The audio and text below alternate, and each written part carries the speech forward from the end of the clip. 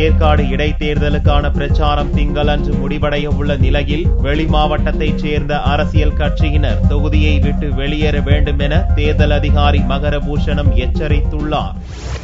ஏற்காடு இடைத்தேர்தலுக்கான ஓட்டுப்பதிவு புதன்கிழமை நடக்கிறது. இறுதிக்கட்ட பிரச்சாரம் திங்கட்கிழமை மாலை 5 மணியுடன் முடிவடைகிறது.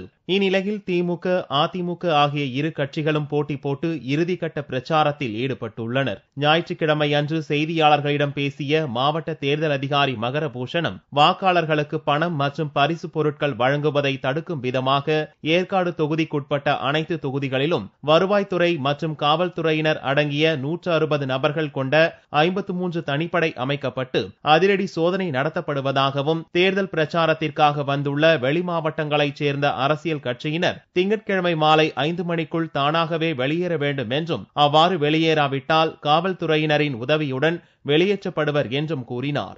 ஏற்காடு சட்டமன்ற தொகுதிக்கான பிரச்சாரம் நாளை மாலை 5 மணியோடு முடிஞ்சு போகுது.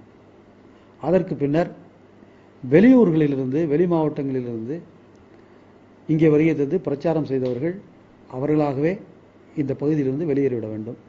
அப்படி வெளியேறாதவர்கள் காவல்துறையினரால் வெளியேற்றப்படுவார்கள்.